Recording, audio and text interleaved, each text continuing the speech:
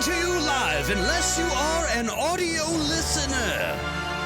It's time for Destiny Down Under.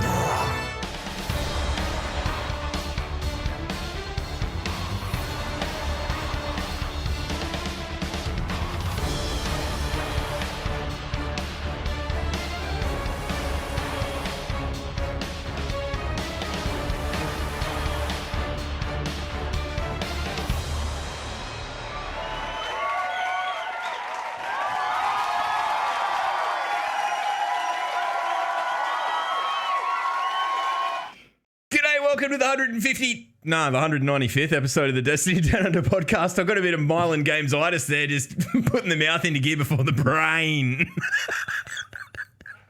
For those of you listening to this episode, like most people fucking do and aren't just lurking around on Twitch like the rest of us, Maddie has been up, I don't know, since the crack of dawn, Western Australian time this morning, dissecting the collector's edition law book, right? And literally, like, how far were you from finishing it before podcast time? 3 pages, and tried to speed read. 4 pages away, like at 2 minutes to 10. Yeah, it was some of the most jargon-heavy nonsense I've ever heard anyone even bother to try to read. It was like a fucking listening to someone read a chemistry fucking textbook at pace. I mean, the thing is, did you take any of it in? Did you understand any of it? The beautiful moment at the end of it was you like ranting through 3 pages of dialogue and then just going, what does it mean? And then the raid into the fucking podcast. Oh my God. And scene. Anyway, we joined. You just be quiet for a minute. You've done enough talking for the next 6 years. We're joined on this episode by probably one of the 2 warlocks that I am actually legitimately frightened of in the entire fucking world. T1Riot. Ooh. G'day, mate. Welcome. Howdy. It's a pleasure. It's one of the you're one of the people that Maddie and I have spoken about getting on the podcast for fucking ever, and because we're so poorly socially attuned that we literally leave these things to the last minute.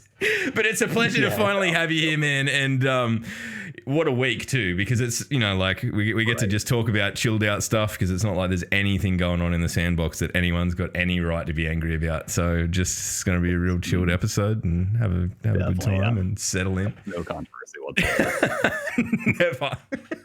Never. What we might do, we might quickly just touch base and check in with Maddie's mental health after fucking trying to speed read the entire universe, and then we'll circle back to Riot, and we'll do a bit of a deep dive on Riot, and then we'll talk about everything in the TWAB, and then at the end we're gonna get Matt to try and decode whatever it was he just rambled at everyone for an hour and a half, and give us a bit of a choice cut on the law. How about that? So.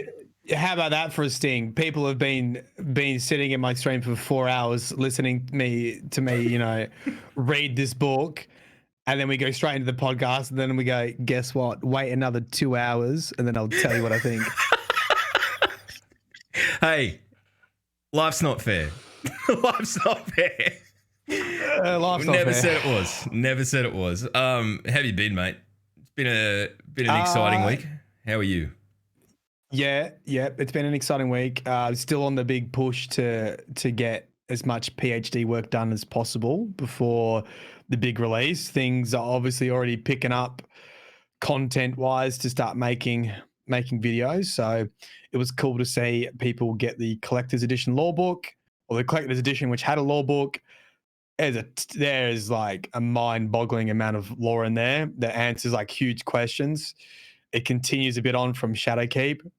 We'll talk about later, but it's I'm in 2 minds with it. Like do people miss out on it? Don't have the law book, don't have the collector's edition? I don't know. I did notice. I'm not too sure. I did notice that you had a PDF of it that, and you have my email, so. Yeah. Well, yeah, I mean, it was sent on Discord and all this kind of stuff. People have PDFs. So, I mean, mine won't come to another fucking 3 months. That's what I mean. Being in Australia, I will be playing this game by the time I get my fucking collector's edition. It'll be like next season after release. It will be run and done. Yeah. And then I've been a bit stressful with display and copyright infringement. Do I talk about it yet? No, you don't. I'll talk to you about it after this. Okay. Okay. legal. Sorry. Team. Momentary dad power slave moment. We'll just. Okay. That's me. That's my week. Mate. I'm done. I'm trying to think if I did anything of note this week. No, not really. All secret squirrel shit that will drop the week before not Shadowkeep, Beyond Light. But I mean, look, I'll make no bones about it. I finished a song, the first song I've done in a decade. First song I've written and recorded and produced myself in a decade. It's been finished for a little bit, but I commissioned an artist to draw artwork for it, which will probably be hit with copyright infringement now that I think about it. So it ties into Matt's whinge anyway, but I don't know. We'll cross that bridge as we come to it, because I just want to get all my ducks in a row, and like I'm going through all of the process to make sure that I'm not going to get anyone fucking DMCA'd by listening to it on stream or anything like that. So it's more complicated than you'd think. It's really fucking stupid, but anyway, them's the ropes, so I'm going through that. But beyond that, I've just been working. What else have I done? Not much. Nothing of note. So what we might do, we might jump straight into our guest this week. Like, we're not going to jump into you as a person, but into talking about you and who you are and all that sort of stuff. I feel like, look, we just need to set a benchmark. It was getting a bit graphic. Riot, welcome to the show, man. It's a pleasure to have you. Oh, thank you.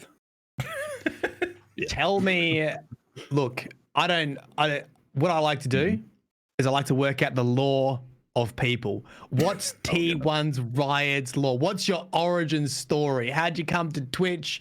How'd you get involved in Destiny? Can you give us some insights? All right. So it all started back in 1994. I guess, let's see. I've really started playing, like getting heavily involved in video games with Halo 3, and a bit of RuneScape on the side. Yes, then, nice. Now it's Destiny and RuneScape on the side still. But nice. I guess that's, I got like my FPS roots in Halo, and then with Destiny, a friend gave me a copy of it, and it's like, oh hey, this is actually kind of cool. And I think I really got hooked on that. It was like the second Earth mission where you're like locked in the room with a hive for the first time, the lights are all out, and it was just that, oh my goodness, that was just so cool. Like I still get chills from that very first attempt at that, like 2 a.m. or something like that. Yeah, we don't get enough of that anymore, don't you reckon? Those like spooky Destiny scary tunnels. Shit. Yeah. No, Destiny scary, yeah. Nice. That was cool. I hope we get more of that. Love. I hope we get more of that with like going back to the Cosmodrome, hey? Like just as a complete aside and to interject here for no apparent reason. So at what point did you go, okay, well I'm doing this? And I don't know. I just assumed because you're one of the people that I look at and go like, this dude is an animal, and I like some of the things you do in game just baffle the shit out of me. Were you born like that good at fucking shooting the mans, or like did you evolve into current Riot? Like what happened there? Did you fall into a vat of like chemicals and emerge, or just get my superpowers? Ego wants to say yeah, but no. Really, it was probably just a lot of like intentional practice. I'd watched like a lot of MLG Halo growing up. I went to a few events. Just always wanted to improve, and that was really my goal. Like when I played, set an objective. I don't care if I win or lose, as long as I do better, and I would like record my gameplay, and I'd go back and I'd watch it, and just even the games in which I do well, cool, what did I do right? Or the games I did wrong, what could I have done better? Like what play did I have access to? Should I have made the push on left, or should I made the push on right? And it really just kind of over time, playing the same game, it honed those skills, I guess. So were you always drawn to PvP? Because you obviously play a lot of Halo. Were you always drawn to like competitive or the PvP side of Halo and Destiny, or because you said you like enjoyed the Hive and the the introduction missions? Like, were you originally just doing PvE in Destiny? Like, when did the PvP stuff jump in? I think like with Destiny, Yeah, I really didn't touch the PvP too much at the start. It really was like the PvE because I'd been told like, oh, you need to get like X, Y, and Z, right? You need your last word or your thorn. Right. I started playing Destiny not at launch. It was before what was the second? House of Wolves. Before House of Wolves, after Crota's End. Yeah, okay. Or Dark Below, excuse me. And I had just like spent the time in the PvE. I'd been like carried through raids because I had a few friends who were playing, and it was just that was really my introduction to Destiny, was the PvE side. And then once I was relatively geared up, they're like, okay, yeah, let's go tackle some PvP. And it was just so interesting. It was so different from Halo. It took me like 2 weeks to realize there was no jump accuracy. So I thought I was just like really, for lack of a better term, just like washed at that point because I had stopped playing FPSs for a while. So like, why are these jump shots not hitting? And they apparently my friends just thought it was like the funniest thing, with just watching me for 2 straight weeks go for jump shots and not hit shots, thinking it was me, not actually a game mechanic at the time. Right. So and this would have been all console. This is all on the controller. All back on Xbox as well. Yep. When did the PC transition happen? That was, I mean, I did start Destiny 2 PC like right when it came out. Yeah. I'd played, actually I've got the mouse pad right here. Technically I had like H1Z1. I played on this mouse pad for that. That's not a big mouse pad. Yeah, and have you got like a 4,000 DPI? It's a little silly. We're all so spoiled now, hey? Like we're all like you could land aircraft on most of our mouse pads these days. Exactly. Anyway. No, as far as like really taking control, I've got mouse and keyboard specifically a little bit after Forsaken launched, and I ran the drills on it. You know, crouch shotting drags, for instance, or crouch spamming drags. Like I had issues with weapon swapping, so I would just 1, 2, 3 over and over to try to just make sure I wasn't misclicking. I have a really strong left pinky now, I like to say, because of the shift into control for the sprint slide. That's what she said, yeah. Man, that is not that can't be a good thing. That can't be a good thing. I'm not going to get into the mechanics of it, but like when that's the compliment. No, wait. So your aim trainer was just going into PvE and just practicing. Exactly. Mm-hmm. Yeah, it really was. It was at first it was patrols, and I was like, okay, well, I'm gonna use mouse and keyboard only for strikes, and then like try to tackle some raids. And oh my goodness, going into even just like the Callus room at that point, it was so just solved. We knew what we were doing. You know, jump up on plate, spam power weapons, win. Like the whole idea of being on mouse and keyboard. Okay, I have to hit spacebar twice to jump up, and then hit it the third time to cancel it, and then drop my rift or my barricade, what class I'm on, and then swap to the power weapon, and then like I think at the time you had to like crouch up and down to get the reload on the barricade because it wasn't instantaneous. Yeah. So it's just like remembering to do that. It was such a different just experience. You know, going from I'd like to say I was pretty adept at controller and going to just an entirely new input. Whole new world. It is so weird. Like I mean, I'm still not good at mouse and keyboard, probably because I never play the game and fucking reading Word documents most of my life. But you know, you're so comfortable with the controller. Like it's something about, you know, it's of course to do with your brain development. If you've been using a controller as a kid, it's like riding a bike. It's like second nature. And then as an adult, I'm like, hey, must use keyboard and mouse. I'm just like, it's struggle town. So it looks like you put a lot of effort into like retraining your brain to be very competent with a keyboard and mouse. Certainly. Yeah, it was a lot of hours into it, and just like truly focused practice for it as well. Have you gone back to a controller since you started?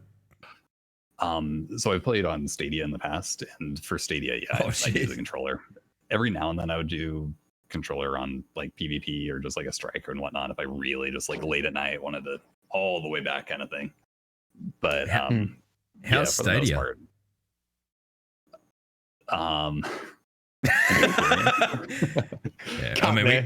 Cut there. We'll dump that to fucking I mean, Stadia's had a bad week, so I think we're allowed to dunk on them. Oh my goodness, it was the shittest take of all time. Anyway, So look, before That's fine, we though. close out on the PvP side, and then I think we'll talk about a little bit about Twitch. But if you were to give one piece of advice to people who are looking to get better at the game, as someone who's been through that themselves, what would it be? What's one thing that you think is like a fundamental thing that people either struggle to get right or really need to understand the importance of to improve? It's a game. Like that's Yes. It's weird just to like say that, but that really is it. We're playing a video game. Yeah. I guess like if I was to make an analogy to it, you have like a hiking trail that you want to go on, and like your end goal, let's say, is like to get to the certain viewpoint at the end. And so your hike might have like some ups and it's gonna have some downs, but like those are a part of that journey to get there to that end goal. It's like it's okay if you have a couple bad games in a row. Like it's a video game at the end of the day. You're there to hopefully have fun with it. And nobody just on their path to improving. I mean, still myself, like I make mistakes when I'm playing. Like I can go back and say like, why did I make that play? Or how was my aim that off in that engagement kind of thing. But just knowing that you can do better the next time, if that makes sense. This is why I'm no good at PvP, because I get too angry. I'm like, nah, fuck it, I'm playing something else, and I'll go to something else. Whereas you seem like very resilient. You're like, no, I can do better. This is where I did wrong. This is how I do better. Come back the next day. Whereas I just rage quit and then I'll go, I'll play something else now. I've certainly been there. Like, geez, this last Monday in trials, and I like afterwards had to like reflect on like, why did I get so worked up over it? And it was for me at least, right? Like it's the mindset thing. I had like a loftier goal for that evening that I didn't exactly reach. Right. But it's okay to make that adjustment on the fly if you need to. And like you said, taking the break if you want to as well. Like I didn't play Destiny for the past 3 days. I've been grinding RuneScape kind of thing. Just swapping things up. Just completely nope out and just play something as chill as RuneScape. And I think we all need that. I don't have that. I just play guitar. That's what I do. I just don't even fucking look at a computer. That's my solution to that, getting the shit sort of issue. But I think that's dude, if anyone listening to this can take that away and adopt a bit of that into their own life, I think it would do the world of good for, if half the people that are super sweaty in PvP could sit back and go, hang on, I probably just need to reassess how much rage and venom and stuff I'm putting into this. We got more time to ask more questions? Yeah, go for it. Well, I got two sorts of questions. I want to ask you about Twitch, but I also want to ask you, have you ever, because obviously you compete, well, you are quite competent at PvP and are very good at Destiny PvP. Have you ever thought, and there's not really a competitive scene for Destiny 2 in regards to an official competitive scene. Have you ever thought about going to other games? Because I mean, Destiny PvP has been ups and downs, and I can't really talk to it, but I'm sure you've been through a roller coaster with being in that community. Like, have you ever thought about jumping ship and trying something else? Not really, no. Destiny is one of those, it's kind of the jack of all trade, master of none. Like, I might like the player versus environment a little bit more in RuneScape, or the player versus player in Halo a little bit more, but Destiny just has everything. Like if I just want to chill and patrol and just like explore zones, at least when they're more recently released, like there's still just so many things for me to go and explore, or just rock strikes, I can just go do that. Or if I just want a relatively casual PvP experience, I can do that. Or if I want the end game like raid challenges or end game raids, or even just like then putting my own challenges on top of that, low player encounters and whatnot. Like Destiny just gives me that. I have so many different outlets for like the mood I'm in because of Destiny. Yeah. Or the Destiny. We're very different people.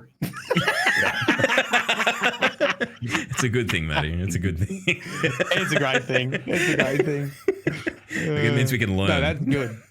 Yeah. Are you going to do the day one raid? Are you going to give it a crack? I hope so.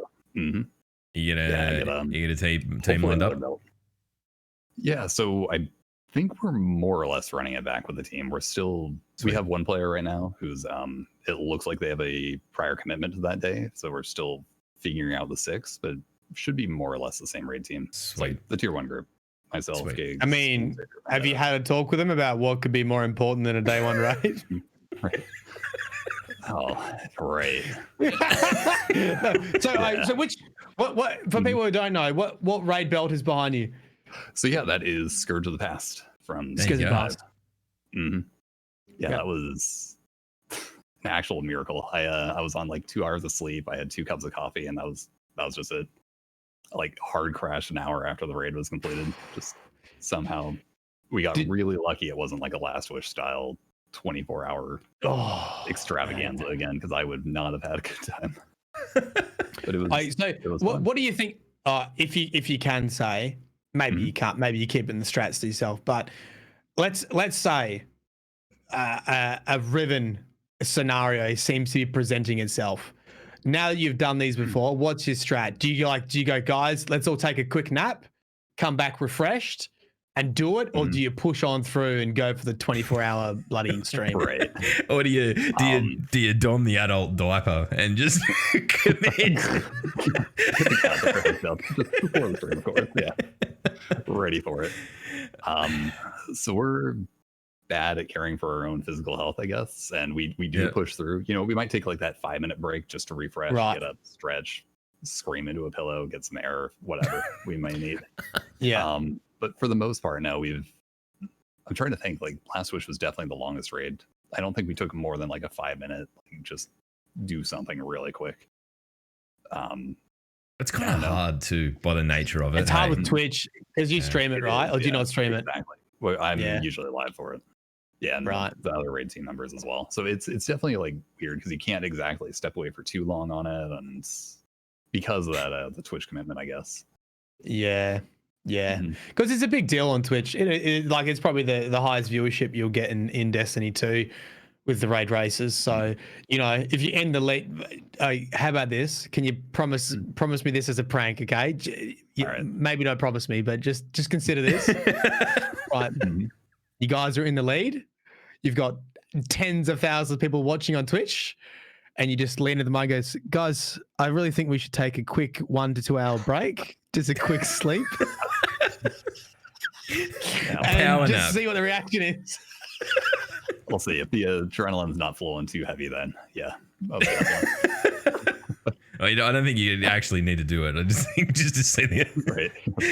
Me and Maddie are gonna pull together a team and probably get nothing done whatsoever because we're both what's happening with that? With they? Yeah, I saw the tweet. Yeah, a pretty good lineup. It looked like. World's worst, yeah. It's there's been some people throw their hat in the ring, that's for sure. Which has been very interesting because it's kind of like the opposite of like any other raid team recruiting tweet of like, we're looking for someone who can do this. We're looking for someone who can't really do any of it. Fucking, you got a bit of a drinking problem and you're obnoxious. Sweet, sign. Hop on in. I feel like it's one of those things where we're basically just setting ourselves up to achieve nothing, and I'm completely stoked with that. So, just think of us when you're at the end. Just know that there's some hopeless people just still right back at the start, trying to figure it all out. At what point through the course of all of this madness that is Destiny did you decide that you were going to get into the Twitch streaming side of stuff? Yeah, good one. Oh, geez. So I really didn't for a long while. I want to say it was after. I'm thinking in Destiny 2 terms. It was D1. What was the second, like the big major expansion of the Orcs? Was it King's Fall? Taken King. Taken King. Yeah, so like Taken King had just launched. I had just by coincidence, one of the people in tier 1 like just overslept their alarms for, I want to say it was hard mode of King's Fall. And so like I got called up and into it, and I did relatively well, and I had run like a trials weekend or 2 with gigs, and he just said like, hey, you should stream. And it's like I didn't even have a Twitch account at that point. Like I just lurked in, I guess, no user mode, what have you. Nice. Right? It was like so weird. And yeah, no, I made my account, I fired it up. We ran some trials assistance. He hosted me afterwards. So I definitely got like a little bit of a head start there, I guess. And yeah, it was enjoyable. I've always liked gaming for the social aspects, like having people to talk with, and there's almost always at least like people to chat with, right? People to game That's with. cool. If you need it. So were you already in tier 1 before? Just based on pure fucking skill. Well, so I knew some of them back from the Halo days. Actually, I'd kind of fallen out of contact, but yes, like GameStager, for instance, sent me the invite at first, and I declined them because I was dumb and didn't know what my commitment to Destiny was going to be. Because at the time, I was still a full-time student. And I was just like, I'll log in, I'll kill some ogres or something, try to like slowly max my D1 Grim. Hindsight, oh man, right? Yeah, eventually got added in, but it's been an interesting journey to say the least. I think Matt's taking notes. He's got to figure out how to get invited to tier 1. I was like, how do I? No. As a recently returned streamer, like after me chewing your ear off for fucking a year while you were just on YouTube, now you got to stream. Yeah. We all know what my problem is, and it's playing the game. Yeah, it's actually playing the game. Yeah, if there's ever an opening for like tier 1 like shit talking, it's probably. I mean, then come looking for either of us. But until then, there's probably not much that we can offer. If there's ever a court jester fucking opening, or a class clown, a law lock. Yeah, perfect. All right, look, and to segue us into the more pointy end of the podcast, one of my Friday rituals, which is Thursday for you guys in the States, is I normally try and catch Riot's stream whenever anything like a Sandbox update has gone down. I'll go in and I'll sit and just listen, because you'll read through it and sort of give you off the cuff takes. I think the last time I managed to catch you do it was when they buffed Tune Marches, and I've never sat through them all. I'm like, oh fuck. Like, yeah. I have worn a pair of Tune Marches every day of my life for the last 3 years. Oh. And when they announced that buff, I went, what? Like, we've just taken something broken and made it double broken. Yeah. But I remember apologizing to you while you were reading through it. I'm like, sorry, man. It's still so wild to me, like with that specific TWAB, because I think that's the one where they nerfed Antea swords, and like everybody pretty much saw that one coming. I'm like, okay, that's good. They might touch OEM, and like I was holding out hope, like, okay, Dune Marchers are gonna get nerfed. Like that's my wish list. I read Dune Marchers. I'm like, yes, it's happening. It's like 8 years to 20. We've more than doubled the radius. It's still fucking broken, but because it definitely arcs out bigger than that for no reason whatsoever as well. Right, and it's like it's chaining off of dead bodies, and like I've had a teammate get punched behind a wall, but their dead body gets like momentum carried ragdoll around, and then I get tagged at the 20 meters. It's like, I don't know if it was that update or if I just started noticing it more because I'm getting tagged more because it was further range, but like the double Dune tag and sometimes getting triple tagged for just getting one punched just through existing. Touch me. Just exactly. Yeah, I'm just over there. I'm playing Destiny. I'm just I'm so electricity happened. I'm so on the fence with it, because I totally see why to everyone else in the world that is completely fucked. But when I can go into a fucking 3v1 and come out and kill everyone, I'm just yay, I only punched one person and they're all dead. I'm special. Yeah. So on part of all June Marches wearing Titans out there, I'm going to take the opportunity and just apologize, because I feel like I need to. All right, we're going to hit the sting. We'll jump into the TWAB, and I'm sure there'll be a shitload of discussion that most people will want to be around for, so we'll do that.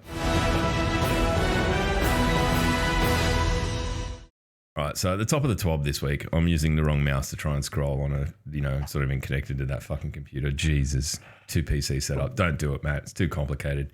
I've already avoided it. Yep. Good job, boy. Earlier this week, we saw the Beyond Light story trailer drop. Why have you got Mario sounds just going batshit in your house? Oh, are you asking about the red magic? Oh, don't you fucking dare. I told you, you're not allowed to fucking promote your shit on the podcast until I start getting kickbacks as well. It's got nothing to do with the morality of it. But so the blog gets a cut. Yeah, no, I'm just back pockets, mate, back pockets. The story trailer, Matty, have you got a take on that? I mean, obviously we were introduced a bit more closely to Aramis and the way that they're using stasis, and we saw Varix pop up a couple of times and didn't say dismantle mines, but I hold out hope that he will. The only main thing I took away from the story trailer was that the big question mark was whether Varix was working with or was captive by Aramis, and it looks to be like he's captive. That was the last bit of lore we knew about Varix, was that he was with Aramis in some fashion, and it was said, is he a captive or is he working with her? So I think that was the main thing. I think the fact that she froze his legs sort of might be indicative of how that relationship functions. So I think we can give Varix a bit of it. I don't know. I'm still sus on him because he helped Uldren, but whatever. Maybe I just need to stop holding grudges. Hey, what do you think of Aramis's voice? I didn't really think about it. I guess I was kind of. I think I saw Sarah Daniels' tweet. Geez, it's convenient that all of the Fallen have learned English. I'm like, yeah. I mean, because really you can understand Varix speaking English because he's been around them, but I don't know. They have voice synthesizers. They have voice synthesizers. Universal language. Yep. Okay.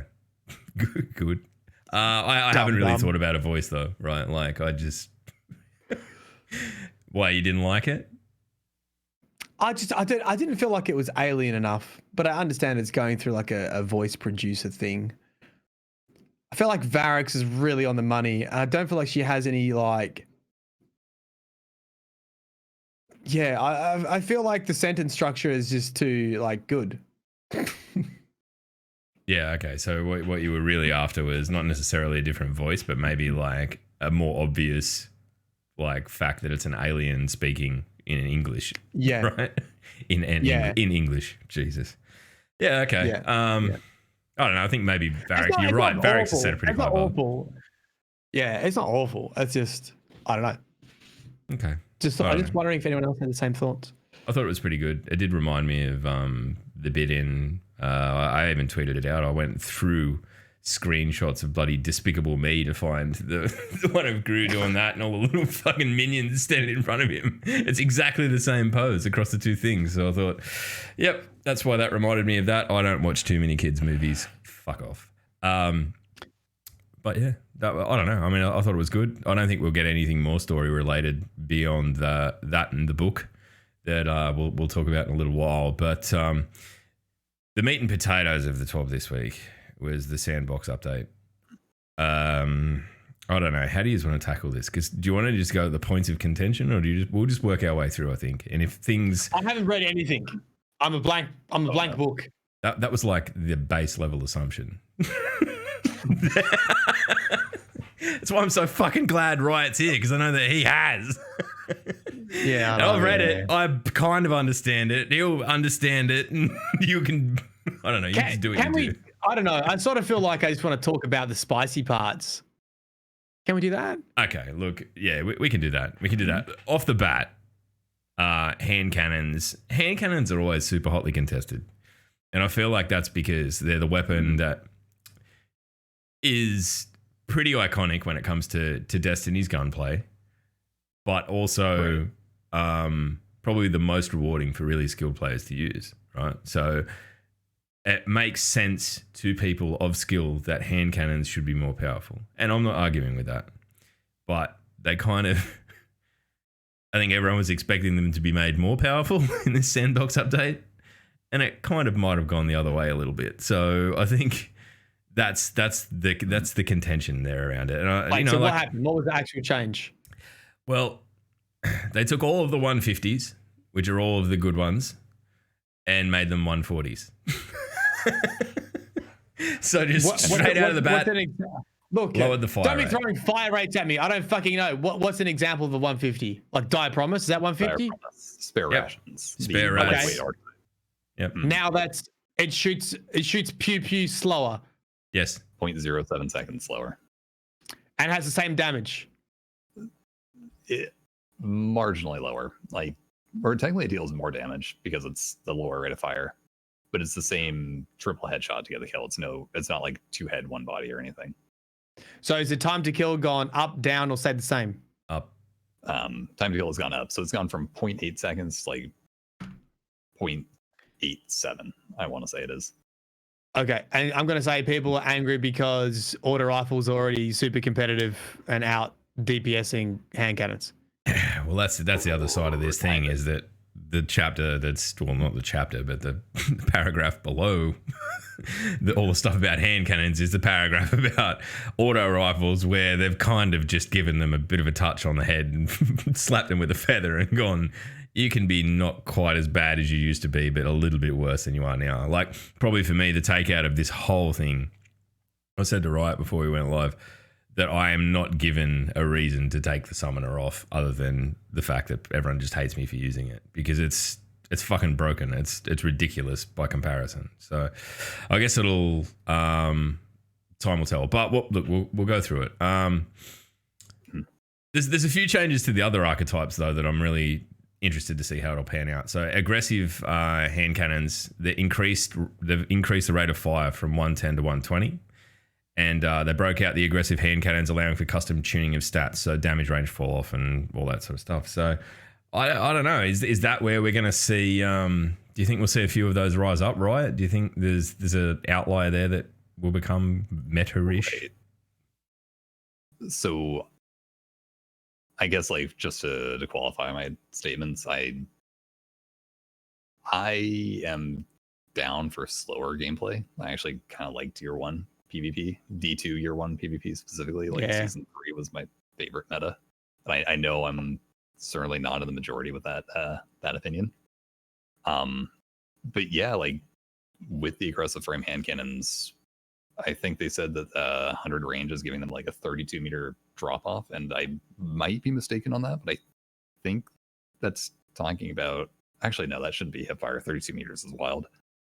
Like that's a pretty substantial increase. That's going from like 20 meters to 32, if I remember correctly. And with Rampage on 110s already, and I believe they're keeping their damage the same. So it's, a 120 RPM with Rampage times 1 is a 2-tap headshot, or an Empowering Rift, or a Sunspot. And that's a pretty fast TTK. That's pretty dirty. Like I think 110 right now is 1 head, 2 body on almost all of resiliences, and that's at exactly 1 second. It's like cutting this down to. I wish I knew what the TTK would be at 120. Like we'll say 0.85 or something. Like in a competitive TTK with significantly fewer headshots required, and then as soon as you get a kill, with like the better rolls having the ability to 2-tap out of nowhere. It's kind of wild. It'll be interesting if that's the way it pans out, because it's just going to mean that we've gone, like we'll finally be away from the spare rats meta of the last year and a half, and we'll be able to jump into, like guns that probably haven't seen the use that they deserve come to the fore. Right.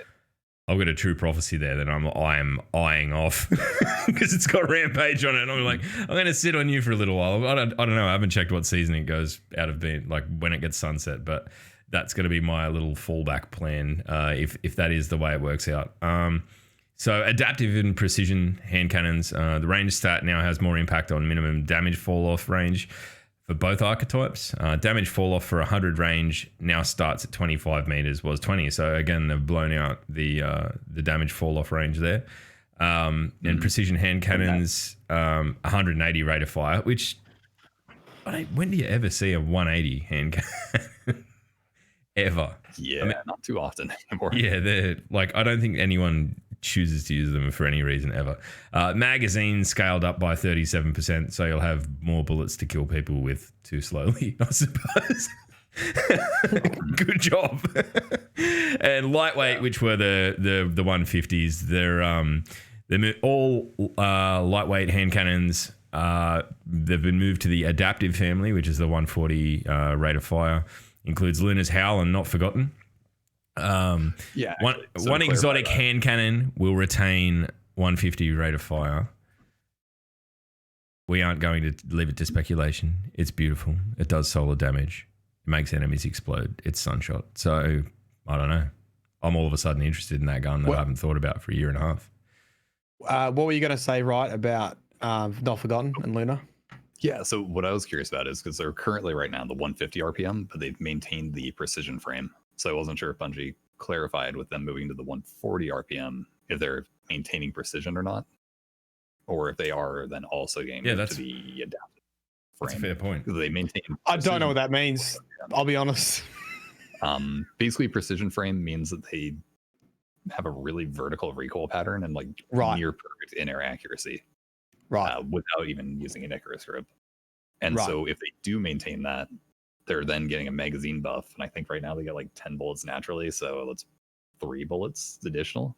And like I just always ran backup mag on mine anyways. So if I get a free backup mag upgrade, basically, it is kind of nice. Because they are the 2-head, 1 body as is at 150. I think at least they should be. Right. I haven't used one in a while. 2-head, like it's the Howl perk active, and then that's a 68 body shot. Or not 70. That's what 140s do. I might piss a few people off saying this, but I feel like something needed to change, and I'm hoping that this does, in the long term, end up being a positive change. You know, like you might not be using the hand cannons that you love right now, but if that's the playstyle you choose, and you're, taking that weapon that values accuracy over, spam fucking hip firing like auto rifles do, I feel like that you might be able to get some benefit out of that playstyle with the 110s, and I hope that that's the case. So, what will be 120s? Yeah, can we just agree that, like, regardless of if you like this change or not, people are going to be forced to use other weapons, and that will feel refreshing for a certain period of time, and then people will start complaining about the new metas, and then they'll change again. Like, I don't know why we don't understand this is what's going to happen. Like, the game's never going to be perfectly balanced. They're going to make changes. Everyone's going to have a good time using different weapons. God, the roll, 1 to 10, the hand, like whatever. And then, yeah, it gives people an opportunity to make new YouTube videos, right? People use different stuff. It's fun. And then eventually we'll get to the point where we fucking hate them all again, and then they will change. It's fine. We've been through the cycle, kids. It's been 6 years. I think the one thing that people are fucking pissed off with, and look, I'll briefly touch on snipers, but then we'll get into the auto rifles, because that's where I think there was kind of like a little bit of a negative with the hand cannons, and then a lot of the negative with the fucking auto rifles. But the way they're changing sniper rifles, which sniper rifles have been kind of busted for a while, given the way they operate under flinch, but they are they've adjusted how aim assist is affected by sniper rifle zoom levels. So lower zoom scopes have less aim assist, which makes perfectly normal sense, which wasn't the case apparently. How much it's going to change, I don't know, and how that impacts mouse and keyboard over controller, I don't know, because I'm not sure how the interplay between that aim assistance works. I'm sure that it's much greater on controller. Maybe we'll see less people blaming controllers the moment they get domed in the Crucible, though. So, we can hope. But time will tell with those changes on sniper rifles. Now, what's your thoughts on the snipers, right? I'm really happy for it. As somebody who's mained a sniper since year 1, basically. Season 3, the Aquila sniper rifle came out. That was my power slot for PvP. And they're kind of wild.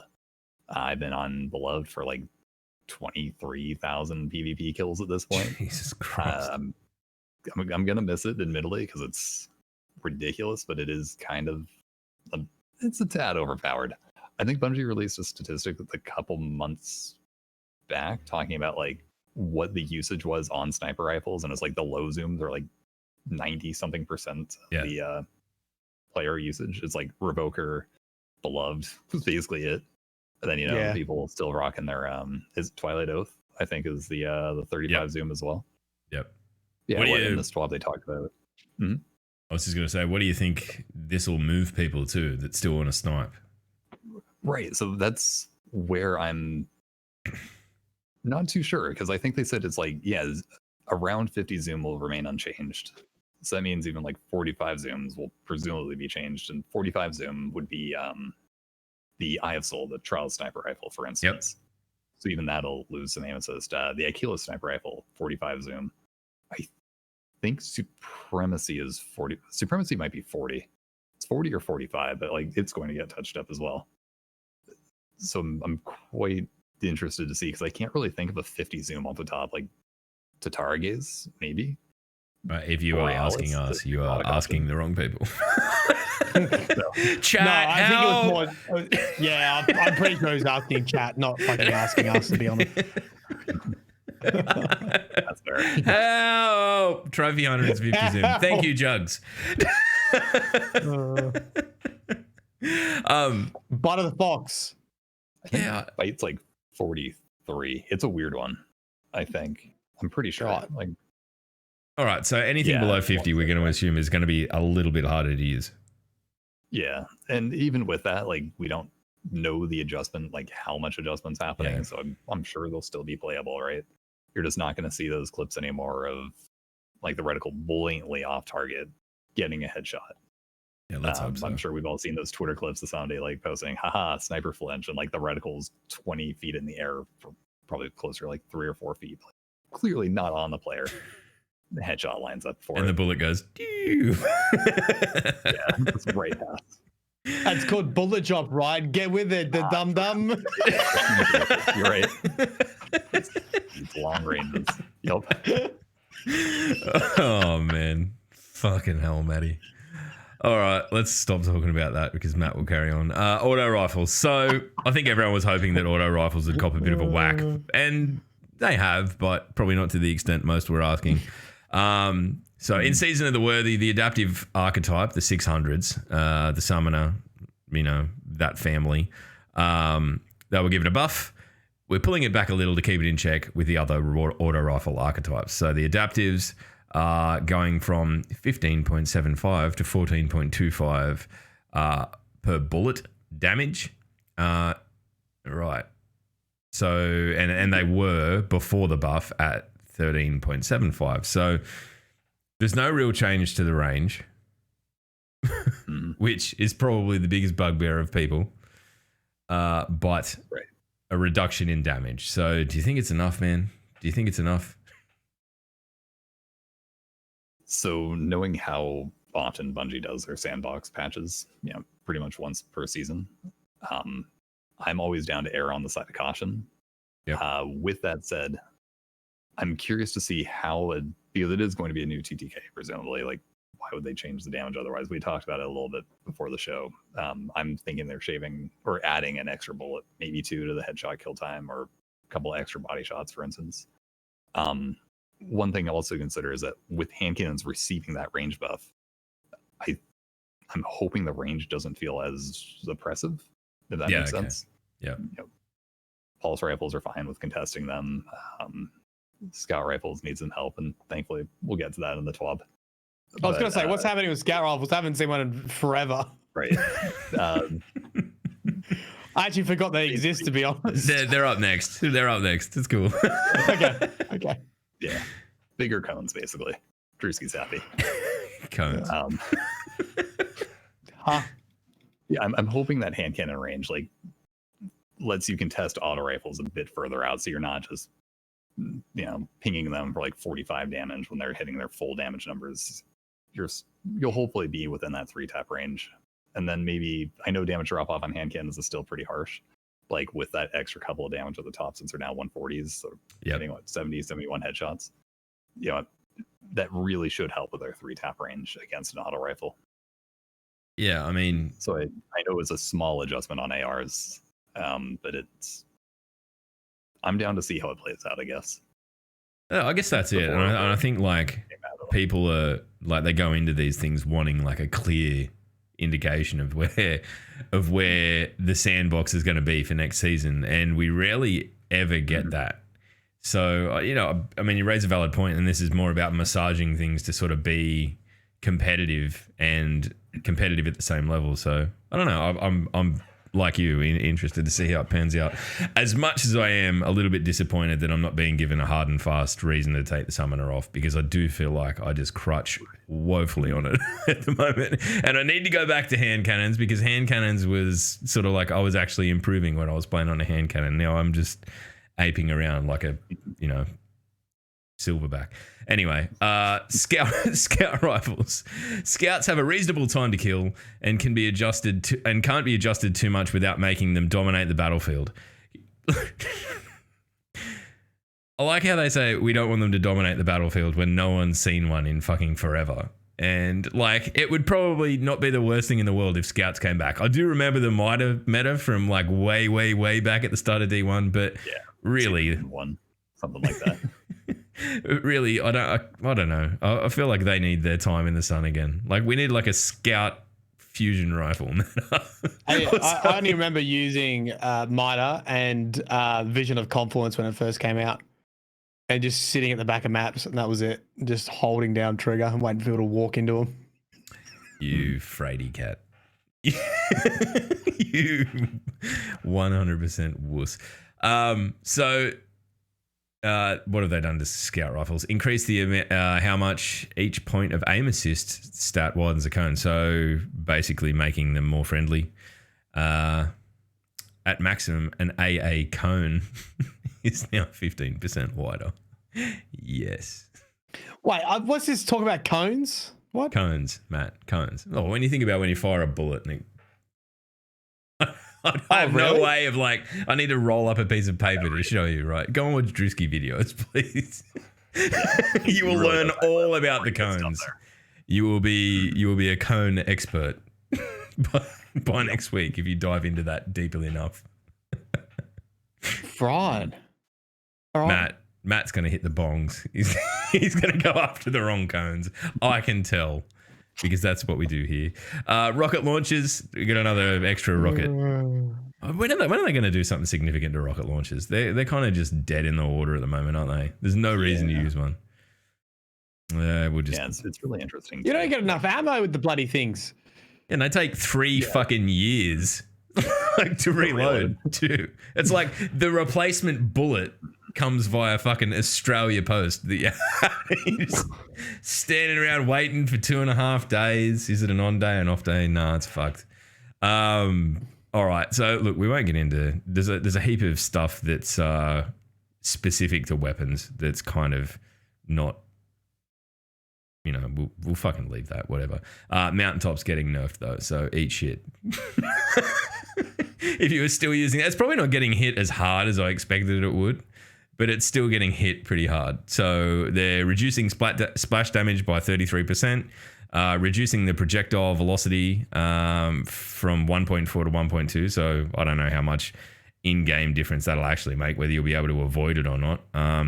And they're reducing the in-air accuracy, which I don't know. I mean, it's been quite a while since I've used it in anything other than PvE. So from memory, they're pretty fucking accurate in the air. And that's how you use it. So you're hovering around, shooting down at people on the ground. I think it's a good change. I hope that they just change it by like 90 degrees. So if you're floating over someone and can just shoot out to the side and enable team damage, you can kill your teammates with it. That would have been a great solution, and yourself. And falling guillotine is getting a nerf, sadly. So we'll spin to win. Might be going back in the vault. Back to. Oh mate, that confirms there's gonna be like a Archon priest in the new raid.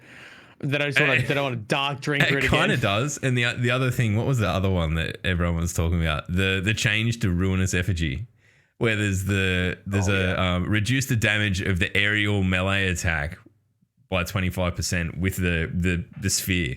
So what is there that you can dunk on in the new raid that would be made trivially easy by that? Yeah, because anyone using that ever? I mean, apparently. In strikes, actually, it's really it just is really, really good. Wow. It deals a lot of damage. It's free healing. It's kind of just like a one size fits all weapon. Right. I haven't used it in anything like a Grandmaster Nightfall to really experience that. Oh, how do I put it? like being underleveled for the activity. I haven't tried it there, but Baroness is honestly really strong in its current state. I mean, I guess you can pick up the sphere and carry it forward with you and all that sort of stuff, but to be able to dunk on something, I feel like you're putting yourself at a pretty big risk. I wouldn't use it in a Grandmaster, like, right, obviously, because I'm shit. And normally I'm being carried through them, and I wouldn't want to further burden my teammates by using a weapon that would force me to be in any more proximity to a fucking enemy than I absolutely have to be. But I feel like I don't know. I just get a whiff of something around that. Like, it just seems way too aggressive and kind of out of left field. Mm-hmm. It definitely does. Yeah, I would agree. It doesn't really seem problematic, but I could see it being used by quite a large number of players, if that makes sense. And Bungie does more or less do their nerfs based on usage stats, I would say. Yeah, I mean, when something's broken, that's what makes it obvious, right? Yeah, so the rest of it's largely rats and mice. We'll get into probably the other big talking point of this, and something that'll no doubt probably impact Riot much more than me or Matt, who I've been to the Lighthouse once, got carried on a character that I don't even particularly like, and Matt will probably never ever go there because it requires playing Destiny. But Adept weapons are returning to the franchise. We saw them in D1 way back in the day, where they came with an additional perk. This time around, they're a little bit different. So I'll quickly blast through that, and then we'll have a discussion about sort of how important we think they are and all of that sort of stuff. So Adept weapons. Here's how Adept weapons differ from base weapons. Masterworking an Adept weapon grants additional stats. +10 for the primary stat, as usual. So the specific masterwork of the weapon. And +3 for all the alternate stats. Adept weapons can either use a standard weapon mod or a new Adept weapon mod earned when going flawless. So not only is there the weapons that you can earn from going flawless, there is also mods. I'm very interested to see what these mods are. Very, very interested. A unique Adept shader has been made for these weapons, and you can't dismantle it and put it on anything else, which I think is kind of sad. I don't know, like... No, that's good. Really? Why? Why is it good? Because why else would you fucking go into trials? Yeah, but like it's going to be fucking hard to get, right? Like this shader, you might as well be able to put it on other stuff. Oh, okay. You're just saying you can only get it in trials, but apply to anything. Yeah. I mean, maybe if it only applied to trials gear, who cares? But you can't actually dismantle it and apply it to anything else. So that is what it is. Okay. Oh, yeah. Okay. All right. Adept weapon mods. Based on the picture on the TWAB. Yeah, they do. They look very... I don't know. They just remind me of bees. The black, the gold, and now they've doubled down on like this sort of burnt orangey color in there as well. It's very much, it's giving me a very buzz vibe. So we'll just leave it at that. Adept weapon mods. These mods come in two varieties. Weapon stat boosts, each of which grant +10 to a particular stat in a similar way to Masterwork stats. Example, Adept range +10.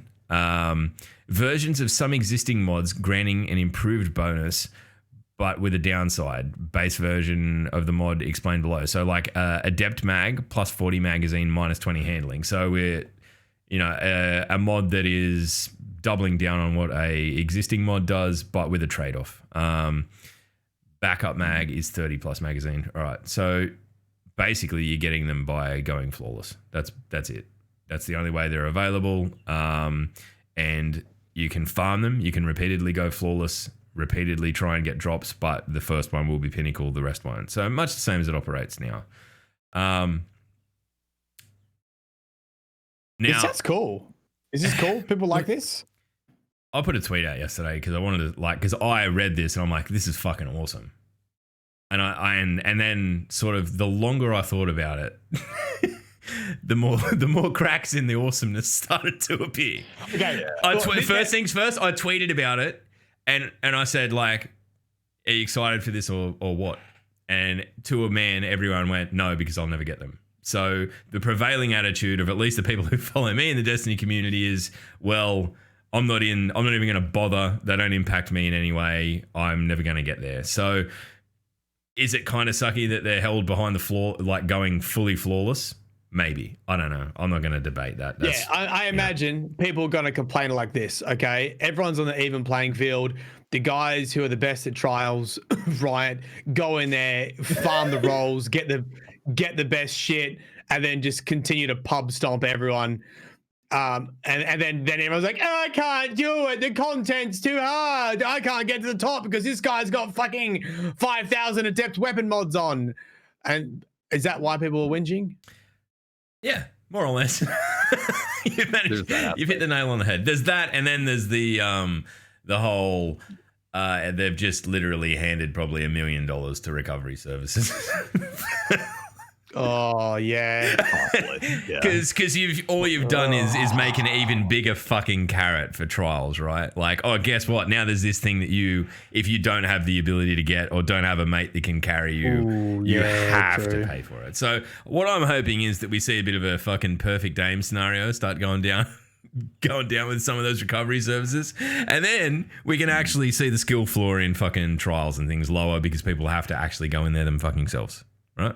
Now, that's my concern with it, is that putting things that are that hard to get and that exclusive in a playlist like that's competitive, and tying it to such strong advantage. So, like, if you go and you manage to get yourself a God roll Adept summoner, and then you get the Adept range stat, and you put it on that, unless this fucking balancing that we're seeing in the sandbox is far more pronounced than it appears to be, that will be even more fucked than Summoner is right now. So I think that's the concern. Is I've always struggled with the idea of giving the best players better guns than everyone else. We're back to a fucking Luna's Hell, not forgotten fucking scenario all over again.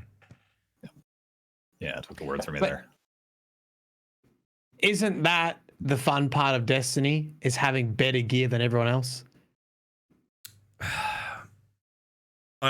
It's fun when you have it, and it's not fun when they have it. But that's what draws you in to fucking play the game. That's what makes you want it, I suppose. But when we're talking about this isn't go and get your Revoker, right? This isn't, go and grind out fucking 2100 in survival, or, this isn't even go and get your what's the fucking stupid submachine gun called? I've managed to forget. Recluse. Yes, the Recluse. This isn't that. This is like you need to win 7 out of 8 games in a row to even get a chance at getting one of these things.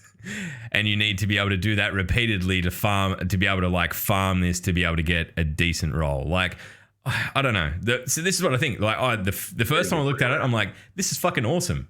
And then the more I think about it, the more I'm like, what? Why? Like, is it going to encourage the general population to get back into trials and actually inject some fucking fresh meat into that playlist? Right. Yeah, but that's what not. What do you think, right? What do you think, right?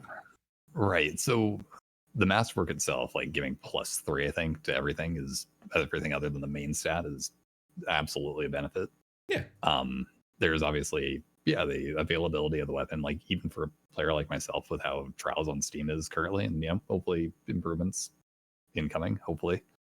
But this is going to be difficult to obtain, and like even with turning in like 600 to 1,000 tokens every weekend of trials, I'm still missing certain like good rolls, and that's not just flawless chests that I'm opening, right? Like I don't get 30 flawlesses a weekend. I got like 4, 5 at this point. So it's the availability, the additional mods, like with the benefit, like cool, that's decent. We've had a history in Destiny, like braced frame in D1, for instance, people were down to like trade off, I don't know, reload speed for stability, for instance. Like I don't necessarily mind like positive with a negative attached. It's, for me, and this is just the kind of player I am, I'm very aerial. I play top tree Dawnblade, so a lot of my gameplay is airborne. So Icarus mod is on just everything I have, and that's going to be my Icarus slot. So I guess for myself personally, the Adept mod slot doesn't matter as much because I'm just probably not going to use it. My shotgun, I'm going to want Icarus. My sniper, I'm going to want Icarus. I don't care for the fusion rifle archetype that it's in. I don't know. It just didn't seem impactful enough. And then yeah, going back to what Log said about the shader, it would have been cool to put it on other things. But I get the prestige of it strictly being on the one weapon. But Destiny fashion. Gotta get my emblem somehow. Still trying. I don't know. I mean, a lot of just word vomit there. But. No, dude. I mean, that's literally what this podcast fucking is. It's just like 90 minutes of word vomit, and that's people know that. So if you need to vomit, you vomit, mate. You go. Excellent, just right here. Just put it. Yeah. Look, I'm interested to see how they implement the armor variant of this that they've alluded to is coming in a future season. Like that for me is cool because that's something that like. I hope that they do in more than just trials. Like that would be great. But I don't know, man. I'd really hoped that there was something that was coming the way of trials that would actively encourage more people to go into it. Because when you look back through the history of trials over the last few seasons, the only times it's really actually been fun, at least for me, who's kind of like lower to middling skill at best, has been when people have been forced to go in there and get the 7 wins for 7 games for Solstice or whatever. I don't think this is going to change. Can you only get these Adept weapon mods from Flawless? Yep, correct. Mm-hmm. Yeah. Okay. Look, because in my head I'm like, I want to go into trials, but I want to be with like, I want there to be a chance that I come across someone who's my skill level 2 is also just trying to have fun and not just curb stomp everybody. So, and you need a carrot to get, like, this is sort of appealing to me because I would sort of like to do that. But I know that I'm not going to get Flawless to even be able to farm them. So it's not big enough for me to even go back. But if it was tokens, like, if I know I could go in, have fun, win 5 rounds, win 3 rounds, and get kicked out and have to reset my card. What do you think about that? If it wasn't Flawless, what if it was a token thing? I think. Sorry, go for it, Log. No, I'll vomit, and you can like take some time to put your thoughts together. I think that like the whole marketing ploy of I don't know, they even call it a marketing ploy, whatever. Its angle is like rewarding the elite, right? I think, and I'm gonna probably piss people off by saying this, but I think that just from the get-go is a fucked idea, right? Like it's doubling down on something that makes things die in terms of player population. So when you're only rewarding the best, every week people drop out because they can't get the reward, and then you end up the way Trials is right now, where like Riot can go in and compete because he's an absolute fucking champion of the game, right? And I enjoy watching him play and all that sort of stuff, but I go in knowing I'm not going to get anywhere, but just having fun. And I feel like this gives incentive to people who are incredibly good at the game to just play that playlist over and over and over and over and over again. And sometimes you're going to meet them 3 times at the front end of your card and just get stomped out and get nowhere. And I think that's what worries me. There's nothing in this that encourages anyone other than the people who believe they can get to the lighthouse to play. I think that's what gets me is I don't feel like this is going to encourage the people like me or Log to get back into Trials. I look forward to watching Riot use these guns though. So I can say, same. We'll live vicariously through you. And I think it's going to exaggerate the recovs. Oh yeah, fuck. I don't know that there's an answer. Yeah, and I guess for myself, like I'm not necessarily opposed to the Adept weapons being tied to Flawless, but I really don't care for how the current token setup is. Like it's payouts at 3, 5, 7 Flawless at this point, and I get they did that to like prevent token farming at the lower end of the card, but like my understanding on the lower end of the card, it's supposed to just be connection based matchmaking anyways. It's like somebody on 1 win should theoretically be able to match 3 wins. Might be wrong on that, but I feel like if they're going to add something like this, something that for the elite, I guess, to use your words on it. There probably should be more rewards for those who are just playing and attempting, and maybe more of a reason, as you said, run the flawless and then reset the card, and then you're matching the lower level players again, potentially, or fresher players to the game. And so giving more tokens, but then also more incentive to stay on those higher end cards. Like if I do a Passage of Wealth, the one that gives you bonus tokens, I think I get like 2 tokens per win, and then it's like double payout on 357 flaw. Not even on flawless, actually, it's just 357. But then if I want to like stay on a 7-win card, there's no reason. Like right, there's the triumph for the season, I guess, to get the 10 wins, but it's still just 1 token per win. So I feel like if there's more incentive to get that flawless or just be on a 7-win passage, even if you're with 2 red X's on it, to keep playing it out for more tokens or something to help dilute that earlier card gameplay for players just at large. Yep.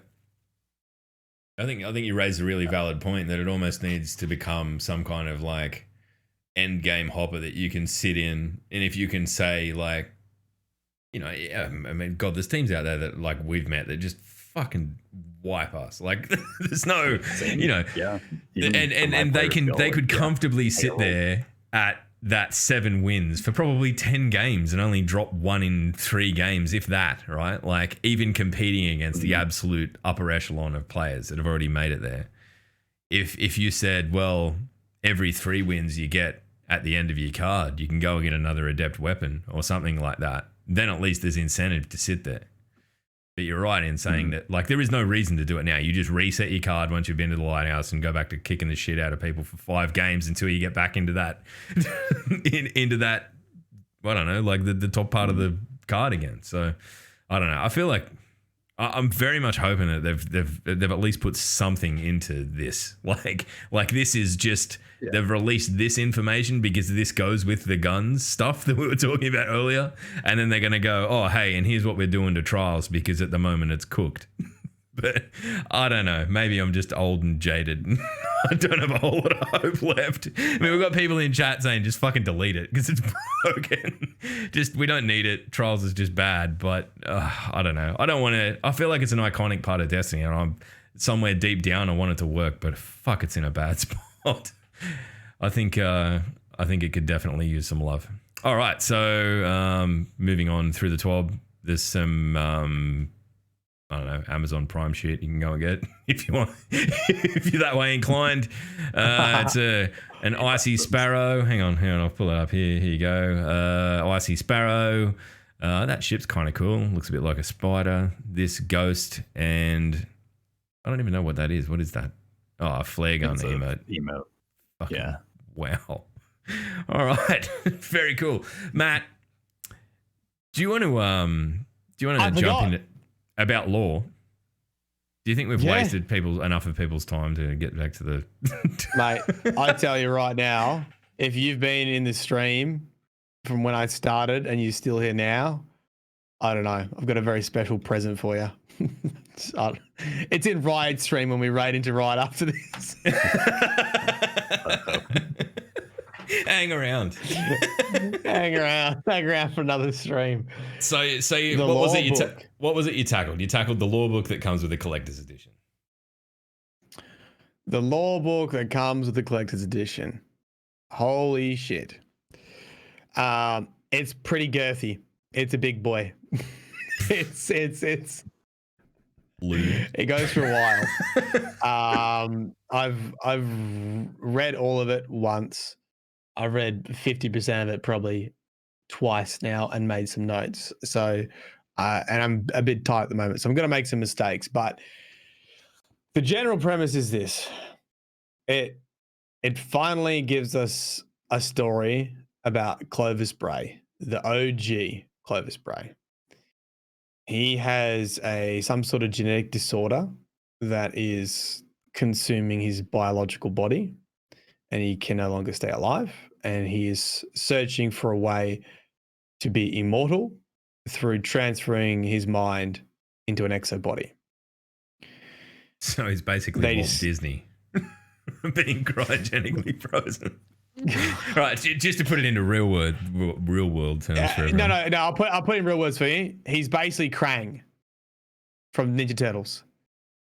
Right. That's why you're googling that. Yeah. Okay. Now okay. What, like he puts himself into a giant man with a monobrow stomach. So as his body's degrading, he's preserved his mind in a stasis pod. So his mind's still there, but his body's just being held on by a thread. And he's trying to solve the problem of how to transfer himself into an exo body.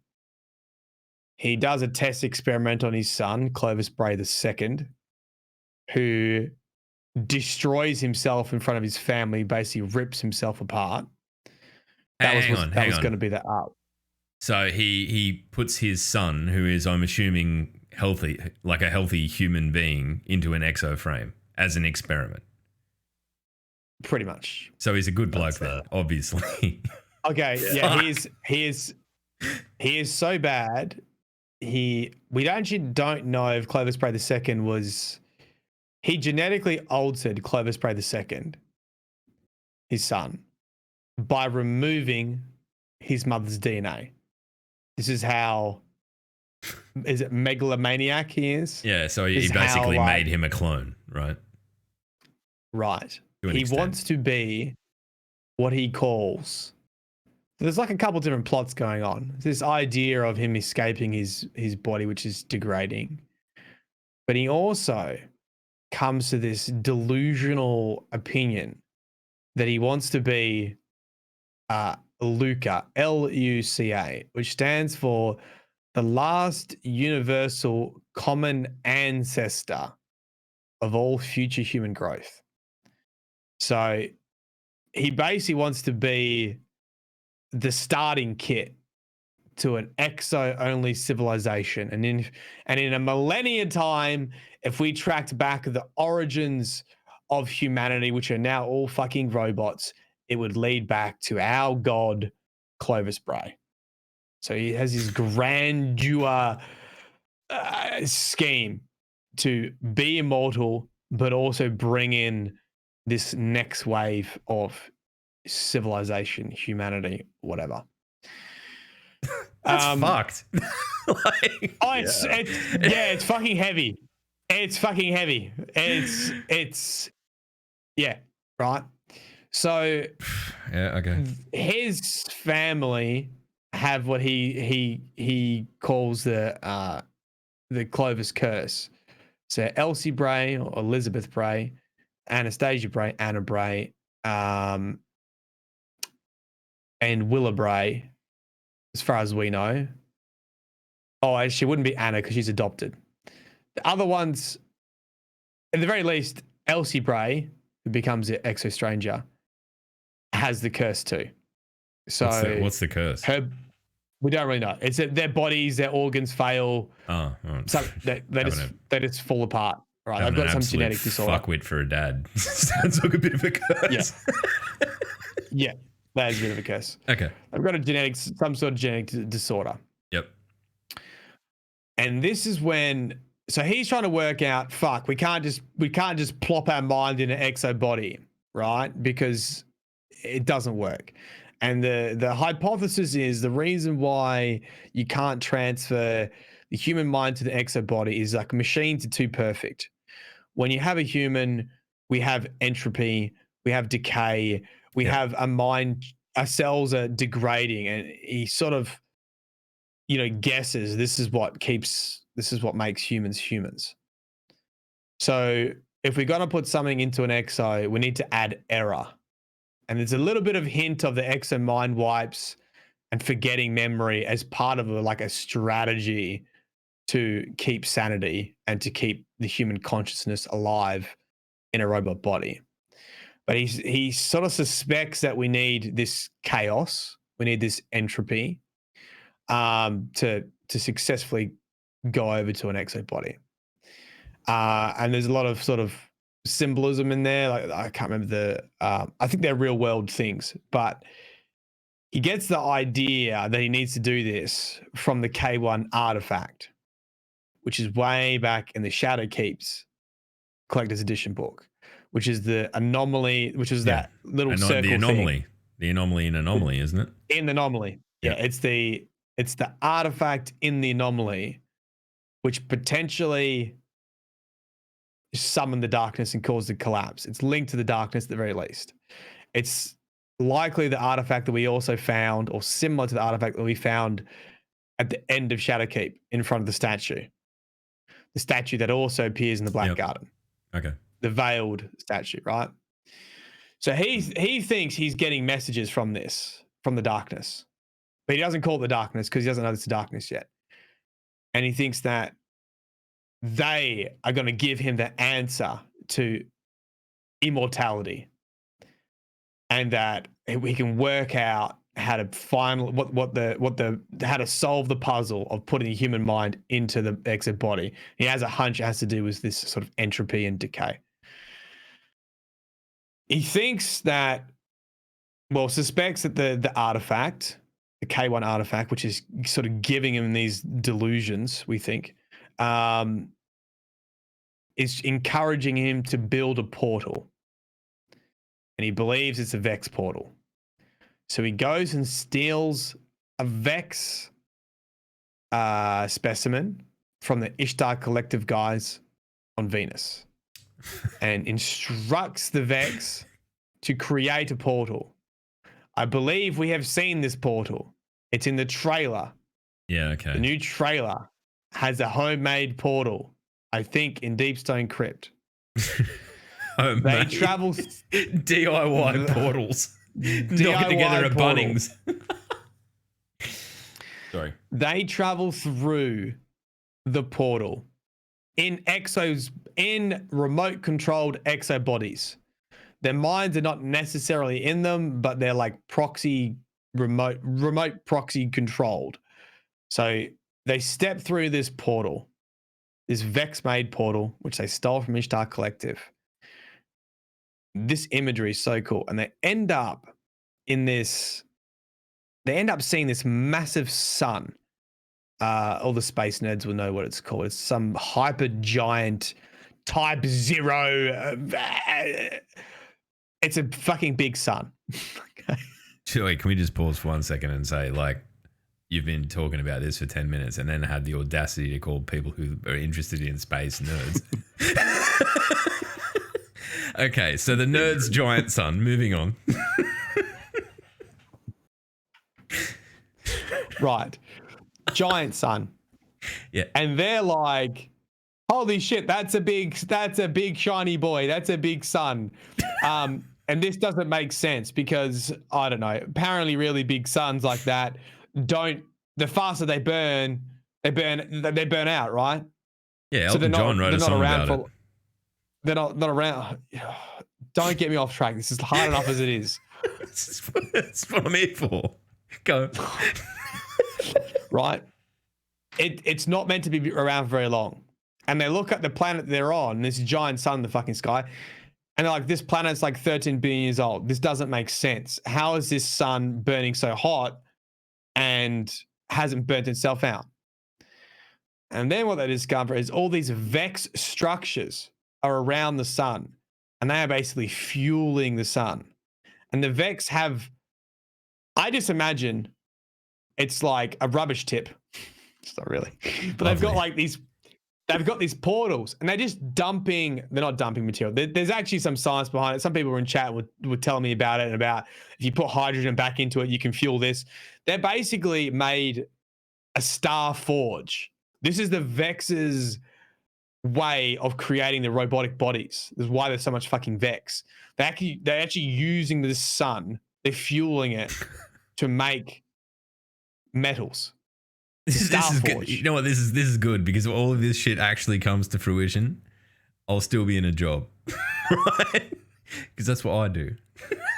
Go. They're metallurgists. Yes. Right. They're making.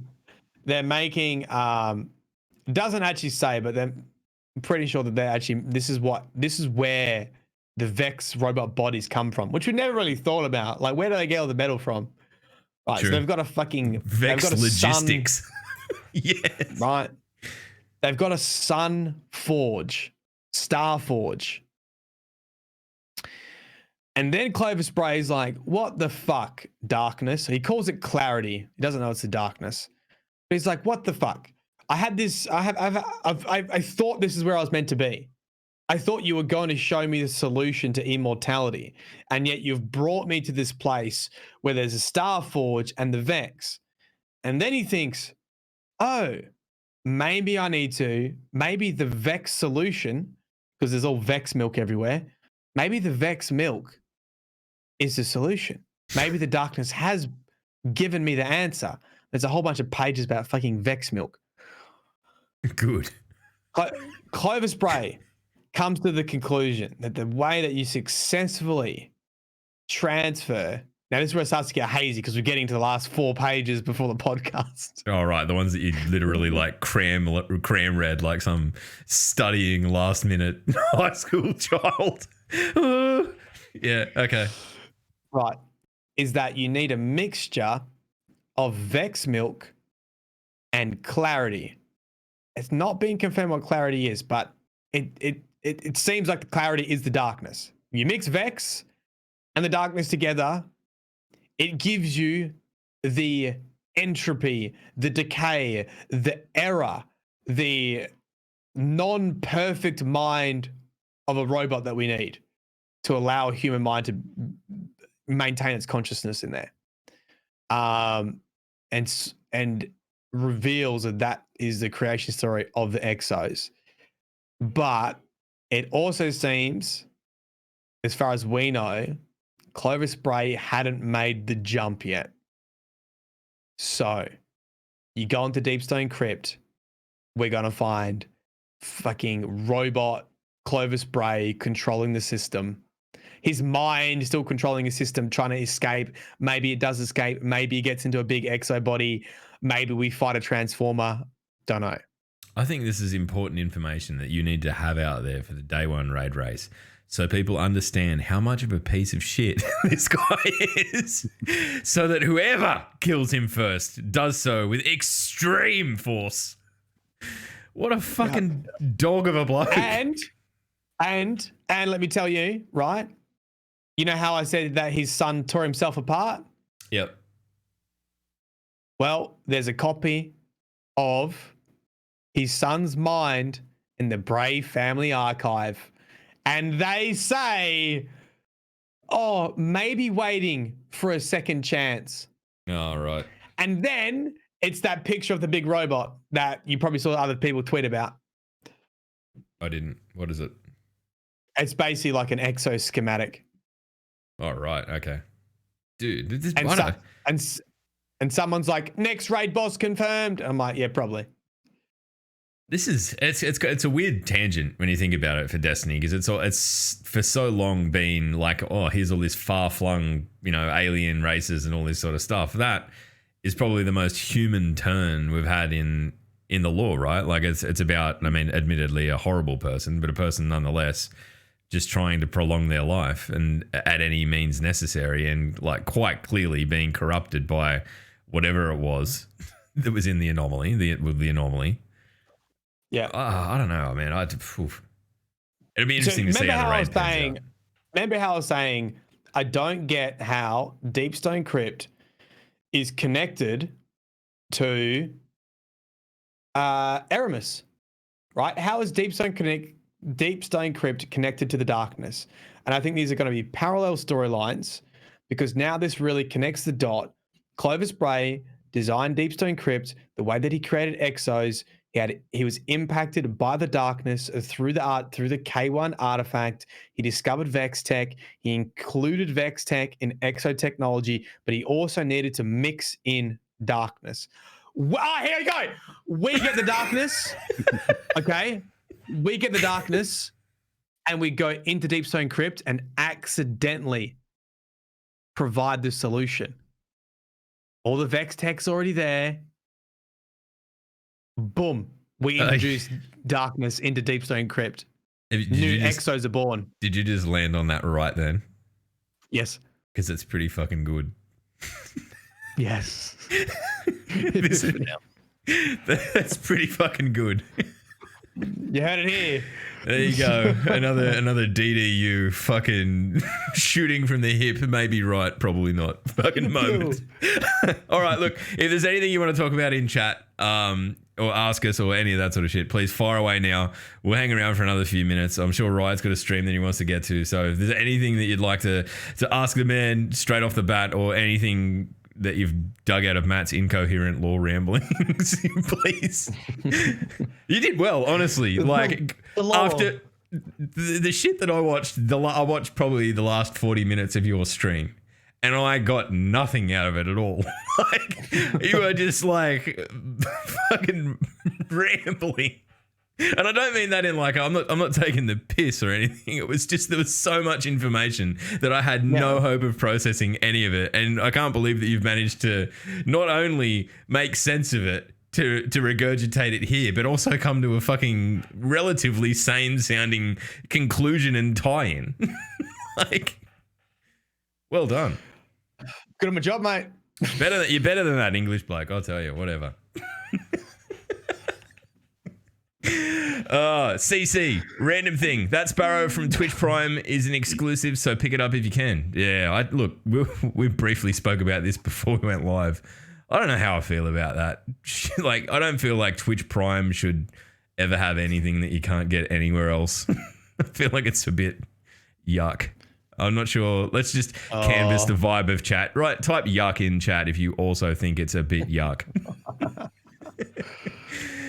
Look, there's lots of yuck going on. Yes, yeah.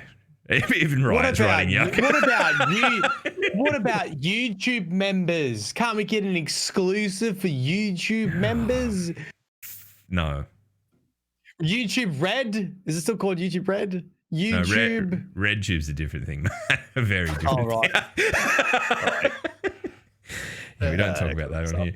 All right. Sorry, now I've just fucked the entire chat. Anyone's questions are buried in a sea of yuck. Not the smartest move. At the start of the Beyond Light, what was the trailer of Beyond Light? What was the Exo Stranger burning? What? I'll have to rewatch it. I'm not too sure. Yeah, I think that might look. All right, if you've written a question and it's just up above, just write it again, because this every time someone writes something, it fucking defaults back down to the bottom, and I'm scrolling up with all my might against the oppressive messages. All right, what if Clovis Bray is the one controlling the Exo Stranger and we're playing into a trap? It's a trap. What do you reckon? Likely, not likely? So I thought we were actually going to get more about the Exo Stranger, but it didn't actually happen. We know that she has all this knowledge about the Vex. She's seen the Star Forge. There might be an answer in that last 4 pages that I sped read, but it did not come to me. I think like, of all the people in the world, right, the Exo Stranger has the least reason to side with her dad. Given that he literally killed her brother by doing experiments on him, and she's in an Exo frame. Her father. Yeah, her dad killed her brother. Or is she? Where is she's she? A granddaughter. Oh, right. She's okay. Well, that's even fucking worse. Killed a dad. So I'd like to think that she'll be the one helping us break his hold on whatever skullduggery he's up to. Yeah. Right. What else have we got? Do you think they're going to play off the whole multiverse thing and set up in Warmind and then again in Unveiling, or will it get swept under the rug? I don't know. I hope they don't, because I feel like the second you start getting into like multiverse, timey-wimey, wibbly-wobbly shit, you kind of lose all stakes, right? It ends up like Avengers Endgame, where it's great, but it's not great for something that you're meant to retain your emotional investment in for a long time, because it's like everyone dies and then everyone came back and it's all good, happy ending, goodbye. Where it's hard to give resolutions. Destiny isn't that. Destiny needs to, like Cade staying fucking dead is important. I don't know if that's where you were going with that. 100% will be an Easter egg with Cade's memory files. I'm telling you right fucking now, you go into Deepstone Crypt, there will be a hidden button somewhere that when everyone presses it at the same time or presses it in some fucking order, your ghost will pop up and be like, oh, that's weird. What's this file? Ace something? And then it'll just finish. And I'm like, oh my God, it's K6. It'll be something like that. Guarantee. I like how you say that like it's a bad thing. Like you're downplaying it. Like a lot of people would really love that. I mean, I hope they don't bring him back, but at the same time, I think like if they're ever gonna like nod to the character, it's fucking now, and that's fine. Yes. All right. Oh Jesus, this is a busy one. It's all about dimensional shit, Matt. It's like it's your demographic. I don't know. Ask me something about. Nah, don't worry about them, mate. They're all in a law frenzy. Hey, right? What do you think? Do you get into the law or not? Very minimally. Right. People kind of just point me in the direction, go shoot that, and okay, got it. So like, what would happen if you carried me to the lighthouse and I just told you law stories the whole time? Is this it? Yeah. Let's do it. I thought you were gonna hit him with like, oh, I've got a channel you could watch it. My name is Mike. Subs one at a time. Right. That'd be fun. I'd watch that. All right. Look, what law carries. We might wrap up so that Sir Riot can get to his stream. But it's been a pleasure, dude. Thank you very much for making time and coming on and talking nonsense with us for an hour and a half. If people are looking to find your content, I hate the word content. I don't know why, but I do. But if people are looking to find you live, where can they find you? Yeah, so I'm T1Riot on Twitch. It's at this point pretty much the only source of content, live streams, anything. I have a very inactive YouTube that's also just T1Riot, a very inactive Twitter that's also T1Riot. Nice. I stream multiple days a week, usually around 7 p.m. Pacific, so that's noon Eastern Australian Standard Time. I might not know the exact time zone. Well, it's 1 p.m. Quarter to 12 right now for me. It's 1 p.m. for me. You normally kick off. Okay, so I'm 8:45 right now. It's like basically 2 hours in the past is when I normally. That's so confusing to say it that way. Especially in a recorded format when it's like people could be listening to this at 10 a.m. in the morning in fucking Sri Lanka for all we know. If you're an exo stranger, you could catch me 2 hours ago in a parallel universe. I'll just follow him on fucking Twitch and then you'll get a little thing pop up. Leave notifications on. That's an easy way of doing it, right? Yeah. If he's on, he'll be on. All right. Matty, that's a lot of doesn't. Yeah, dude, it is. And like I was saying to Matt that it's like I was really looking forward to this one because it's one of the like I hang in your channel a lot, like I lurk a lot, and I've been really looking forward to getting in and just having a chat, and I'm glad I wasn't too fucking fanboy about it, so I'm happy about that. I managed to retain my dignity to at least some extent. All right. Thanks for coming on. It's been awesome, mate. Certainly. All right, Matty, awesome. Where's the law going to find people this week? It's going to, like, is it in a PDF document? Come on, tell us. Oh, mate, don't ruin the punchline, all right? Look, was that it? No. You're in front of you, right? Semicircle, wires, boxes, everything coming off. It's a Vex portal. You step through. Big shiny sun boy, fucking not tier 1, tier 0 mega sun, whatever the actual fucking thing is. You look closely, right? You have to squint because it's fucking really bright. You look really closely. Look, what? You put a welding mask on. Put a welding mask on. What's that? It's the law. The law's found you, mate, in a Vex portal. That's all. Oh, that was a bit bad, wasn't it? Yeah, that was not your best, honestly. Okay. Not your best. Do better. Not your best. Right. Well, stick around because I think Riot's going to start up his stream and we're going to host in, mate. Yay! All right. We'll see you next week. Yeah, bye. Certainly.